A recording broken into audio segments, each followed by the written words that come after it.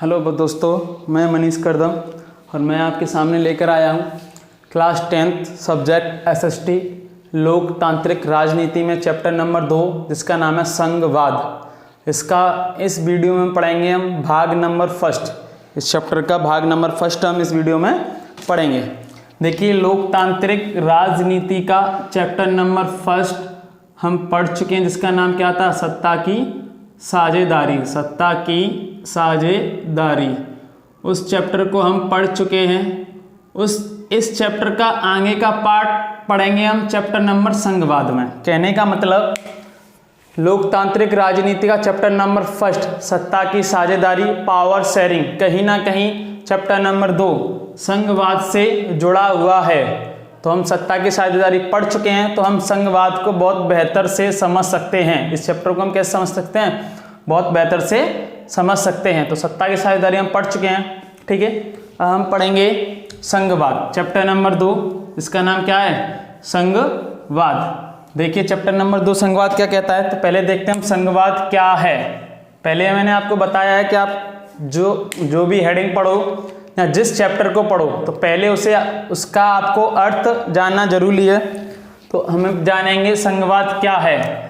संघवाद क्या होता है? शासन के विभिन्न स्तरों में सत्ता का ऊर्ध्वाधर बंटवारा क्या कहलाता है? संघवाद। या तो आप शासन पढ़ सकते हो, या तो शासन के स्थान पर आप क्या पढ़ सकते हो? सरकार। या तो आप शासन पढ़ सकते हो या क्या पढ़ सकते हो? सरकार, ठीक है। तो हम क्या कह सकते हैं? सरकार या शासन के विभिन्न स्तरों में सत्ता का ऊर्ध्वाधर बंटवारा क्या कहलाता है? संघवाद। क्या कहलाता है? संघवाद। जब हमने पहला चैप्टर पढ़ा था, चैप्टर नंबर फर्स्ट, तो हमने उसमें पढ़ा था सत्ता का क्षैतिज वितरण पढ़ा था। सत्ता का क्षैतिज वितरण पढ़ा था। उसके बाद हमने क्या पढ़ा था?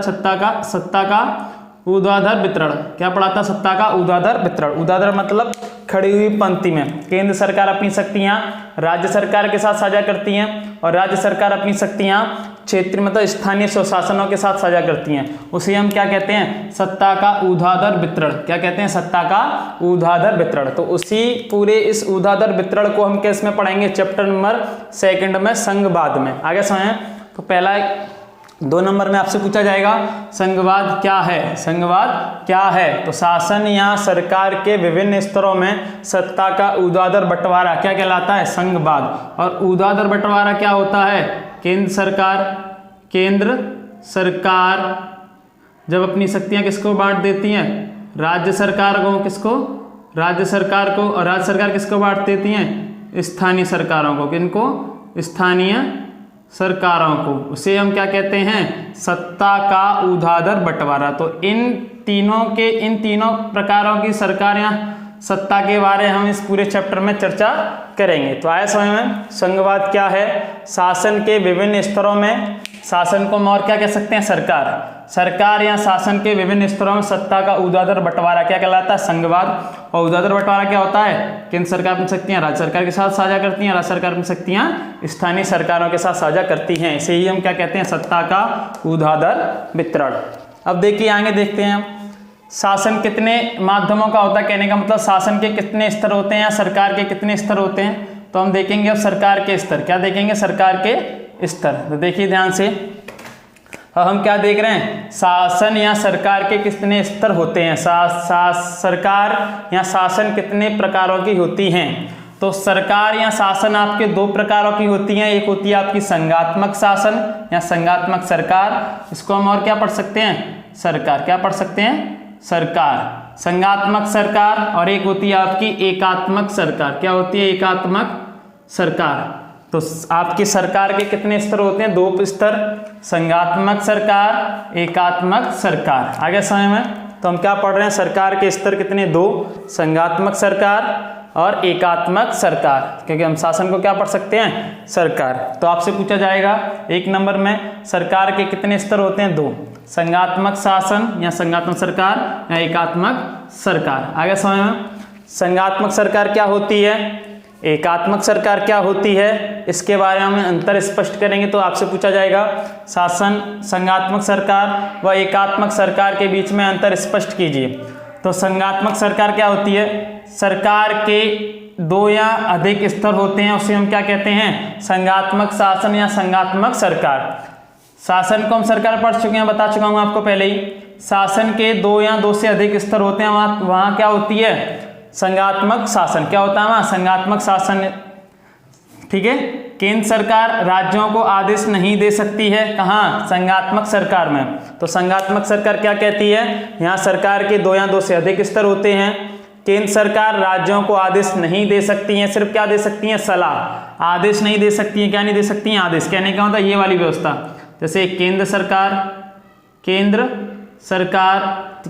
के बाद आपकी राज्य सरकार, सरकार का ऊर्ध्वाधर वितरण, मैंने आपको बताया था अभी, ये क्या है, सरकार का ऊर्ध्वाधर वितरण। फिर नीचे क्या आता है आपकी, स्थानीय सरकार। तो ये क्या है, देखो एक 2 या 2 से अधिक स्तर है। ये किसकी एक किसकी मतलब ये आपकी महत्वपूर्ण बात है आपकी संघात्मक शासन की। ये क्या है, एक इसकी विशेषता है, जहाँ संघात्मक शासन होगा या संघात्मक सरकार होगी वहाँ सरकार के 2 या 2 से अधिक स्तर होंगे, जैसे कि केंद्र सरकार, राज्य सरकार, स्थानीय सरकार। ठीक है। केंद्र सरकार कहने का मतलब ये केंद्र सरकार किसको नहीं आदेश दे सकती है, राज्य सरकार को। राज्य सरकार को आदेश नहीं दे सकती है। केंद्र सरकार सिर्फ क्या दे सकती है, सलाह। क्या दे सकती है, केंद्र सरकार राज्यों को सिर्फ सलाह दे सकती है, आदेश नहीं दे सकती है। यह इसकी दूसरी विशेषता। संघात्मक सरकार की तीसरी विशेषता, राज्यों के पास अपनी शक्तियां इसके लिए वह केंद्र सरकार के प्रति जवाबदेह नहीं हैं। तो राज्यों में अपने प्रति उसकी शक्तियां बटी हैं, केंद्र सरकार ने अपनी शक्तियां राज्य सरकारों को बांट चुकी हैं, तो राज्य सरकार केंद्र सरकार के प्रति जवाबदेह नहीं होती हैं। कहने का मतलब केंद्र सरकार के प्रति जवाबदेह नहीं होती हैं। राज्यों के पास अपनी अलग शक्तियां हैं, केंद्रों के पास अपनी अलग शक्तियां हैं। तो राज्य सरकारें केंद्र सरकारों को किसी भी प्रकार का जवाब नहीं दे सकती है, किसमें, संघात्मक शासन में।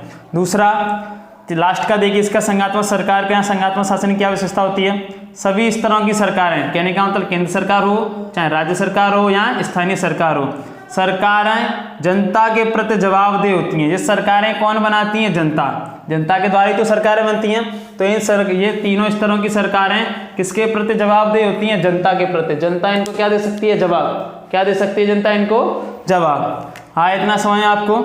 तो सभी स्तरों की सरकारें जनता के प्रति क्या होती हैं, जवाबदेह। क्या होती हैं, जवाबदेह। आगे समझ आपको इतना। तो ये होती है संघात्मक सरकार या संघात्मक शासन की विशेषता। ये क्या है आपकी संघात्मक शासन या संघात्मक सरकार की विशेषता। उसी के विपरीत होती है आपकी एक एकात्मक शासन व्यवस्था या एकात्मक सरकार। तो क्या पढ़ रहे हैं हम, सरकार के स्तर, सरकार के 2 स्तर देखे हमने, संघात्मक सरकार और एकात्मक सरकार। संघात्मक सरकार की मैं आपको विशेषता बता चुका हूं, अब देखेंगे हम एकात्मक सरकार की। कहने का मतलब एकात्मक सरकार में एक ही स्तर का सरकार होती है, एक ही स्तर का शासन होता है। कहने का होता है या तो केंद्र सरकार ही होगी तो, या फिर कि राज्य सरकार ही होगी, या फिर स्थानीय सरकार होगी। ये तीनों सरकारें नहीं होंगी, एक ही स्तर की कोई सरकार होगी, कहाँ, एकात्मक शासन में या एकात्मक सरकार में। तो एक ही स्तर की सरकार होती है, बाकी इकाइयां उसके प्रति अधीन कार्य करती हैं। कहने का मतलब अगर कोई केंद्र सरकार है तो ये सारी इकाइयां, राज्य सरकार है, स्थानीय सरकार है, केंद्र सरकार के प्रति मतलब इसके प्रति काम करेंगे। केंद्र सरकार के प्रति क्या करेंगे, एक काम। एकात्मक सरकार में केंद्र सरकार के प्रति क्या करेंगे, काम। लेकिन संघात्मक सरकार में ऐसी कोई व्यवस्था नहीं होती है, सब कैसी होती है, आपस में स्वतंत्र।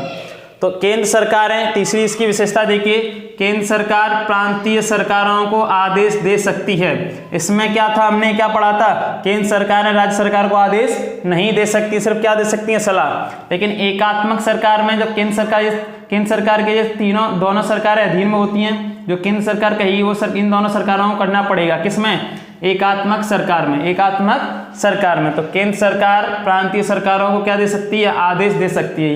ये विशेषता किसकी है, एकात्मक सरकार या एकात्मक शासन की। तो आपसे पूछा जाएगा संघात्मक शासन व एकात्मक शासन की विशेषताओं में अंतर स्पष्ट कीजिए। पहला क्या होता है, संघात्मक शासन क्या होता है, जहां 2 या 2 से अधिक सरकार होती हैं वहां संघात्मक सरकार होती है। एकात्मक सरकार में जहां सरकार एक स्तर की होती है वहां क्या होती है आपकी एकात्मक सरकार। संघात्मक सरकार में केंद्र सरकारें राज्य सरकार को आदेश नहीं दे सकती हैं, लेकिन एकात्मक सरकार में केंद्र सरकार राज्य सरकार को आदेश दे सकती हैं। राज्यों के पास अपनी शक्तियां होती हैं, कहाँ, संघात्मक सरकार में, लेकिन एकात्मक सरकार में राज्यों के पास अपनी शक्तियां नहीं होती हैं। सभी स्तरों की सरकारें किसके प्रति जिम्मेदार हैं, जवाबदेह किसके प्रति हैं, जनता के प्रति। लेकिन इसमें कोई भी सरकार जनता के प्रति जवाबदेह नहीं है। ये एक तरह का कैसा शासन है आपका, तानाशाही शासन, राजशाही शासन। कौन सा, एकात्मक शासन। कैसा होता है, राजशाही या तानाशाही। इसमें कोई भी सरकार जनता के प्रति जवाबदेह नहीं होती है। तो ये थी आपकी संघात्मक सरकार, ये थी आपकी एकात्मक सरकार। तो इसमें आपसे क्या पूछा जाएगा, अंतर। क्या पूछा जाएगा, अंतर। तो आया इतना समझ में, आगे बच्चों इतना समझ में। अब देखेंगे हम कि जिस देश में संघीय सरकार होती है, जिस देश में क्या होती है, संघीय सरकार होती है या संघीय शासन होता है, तो उसकी क्या क्या विशेषताएं उस देश में लागू होती हैं, क्या क्या विशेषता होती हैं किसकी, संघात्मक सरकार की। तो ये हमने संघात्मक सरकार और एकात्मक सरकार में क्या देखा, अंतर। क्या देखा, अंतर। अब देखेंगे हम संघात्मक शासन की विशेषताएं कि जिस देश में संघात्मक शासन व्यवस्था होती है उस देश में क्या क्या विशेषताएं होती हैं, देखिए आगे। तो हम क्या देख रहे हैं, अब संघात्मक शासन की विशेषताएं क्या होती हैं। तो संघात्मक शासन की पहली तो वही विशेषता कि संघात्मक शासन दो या दो से अधिक स्तरों की होती है। केंद्र सरकार, जिसमें मैंने बताया आपको, केंद्र सरकार, उसके बाद राज्य सरकार, उसके बाद स्थानीय सरकार। दो या दो से अधिक स्तरों की सरकार को हम क्या कहते हैं, संघात्मक सरकार। तो पहली विशेषता तो वही हो गई, शासन के दो या दो से अधिक स्तर होते हैं। शासन बोले या सरकार बोलो। पृथक पृथक क्षेत्राधिकार, कहने का मतलब केंद्र सरकार अपना कार्य करती हैं, राज्य सरकार अपना कार्य करती हैं, स्थानीय सरकार अपना कार्य करती हैं। किसमें, संघीय शासन में पृथक पृथक क्षेत्राधिकार। कहने का मतलब जो जितने स्तरों की सरकार होती है, दो या दो से अधिक स्तरों की सरकार होती है, उन दोनों या दो से अधिक स्तरों, जितनी स्तरों की सरकार होगी उन सारी स्तरों की सरकारों का काम अलग अलग होगा। ये कौन कहता है, संघीय शासन व्यवस्था। अब देखिए संघीय शासन व्यवस्था की अगली विशेषता, संविधान के मौलिक प्रावधानों में संशोधन में दोनों स्तरों की सरकार सहमति आवश्यक है।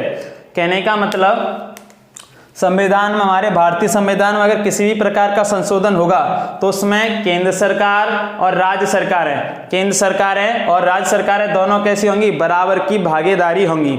किसी भी प्रकार का संविधान में मौलिक प्रावधानों में किसी भी प्रकार का बदलाव करेंगे तो उसके लिए कौन कौन होगा, वहाँ केंद्र सरकार और राज्य सरकार दोनों के द्वारा उसमें बदलाव किया जा सकता है। किसी एक सरकार के द्वारा बदलाव नहीं किया जा सकता, दोनों के द्वारा क्या किया जाएगा, बदलाव। क्योंकि ये क्या है, संघीय शासन व्यवस्था की क्या है, एक विशेषता। क्या है, विशेषता। क्योंकि हमने क्या पढ़ा है, संघीय शासन व्यवस्था क्या होती है, दो या दो से अधिक स्तरों की। तो आपके संविधान में अगर कोई किसी भी प्रकार का कोई बदलाव होगा तो वो बदलाव किस किस के द्वारा हो सकता है, केंद्र सरकार और राज्य सरकार का दोनों के द्वारा। ठीक है। सर्वोच्च न्यायालय का निर्णायक भूमिका। कहने का मतलब सर्वोच्च न्यायालय ना तो केंद्र सरकार के पक्ष लेता है ना राज्य सरकार का पक्ष लेता है, वो दोनों का ही प्रत्येक की भूमिका बराबर देखता है, फिर उसका फैसला करता है। तो सर्वोच्च न्यायालय का क्या होता है, निर्णायक फैसला। इतना समझ में आएगा।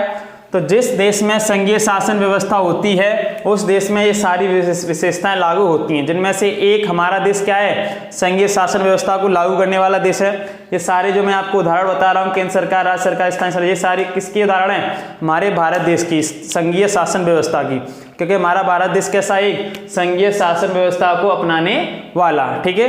आगे हम इसमें और पढ़ेंगे, केंद्र सरकार, राज्य सरकार, स्थानीय सरकार के प्रकारों को इसमें हम पढ़ेंगे। ठीक है। तो मैं इस सारे चैप्टर को किसके आधार पर समझाऊंगा, भारत में, भारत के स्तर के आधार पर। भारत में कैसी व्यवस्था, एक संघीय शासन व्यवस्था। तो संघीय शासन व्यवस्था की क्या विशेषता देखिए हमने, शासन के दो या दो से अधिक स्तर होंगे, जितने स्तर होंगे उनके सबका अलग अलग कार्य होगा। संविधान में जो भी प्रावधान होगा या मौलिक अधिकार कोई भी बदलाव होगा तो केंद्र सरकार, जो जितने स्तरों की सरकार होती है उनका होना आवश्यक होगा। सर्वोच्च न्यायालय किसी एक स्तर की सरकार का पक्ष नहीं लेता है, जितने स्तरों की सरकार होगी उनके द्वारा उन सबका पक्ष कौन लेगा, सर्वोच्च न्यायालय। अब देखिए संघीय शासन व्यवस्था कि हमने संघीय शासन व्यवस्था की हमने विशेषता देख ली। अब देखते हैं संघीय शासन का उद्देश्य क्या होते हैं, क्या उद्देश्य होते हैं। मतलब जिस देश में संघीय शासन व्यवस्था लागू कराई जाती है तो किस उद्देश्य से उस देश में संघीय शासन व्यवस्था बनाई जाती है। तो पहला उद्देश्य देखेंगे इसका, देश की एकता की सुरक्षा। जिस देश में संघीय शासन होता है, संघीय शासन व्यवस्था होता है, उस देश की एकता बनी रहती है। कहने का मतलब ना तो केंद्र सरकार आपस में लड़ेंगी राज्य सरकारों से, ना राज्य सरकार, आपस में किसी भी प्रकार की लड़ाई नहीं होगी, तो एकता बनी रहती है। कहाँ, संघीय शासन व्यवस्था लागू करने वाले देशों में।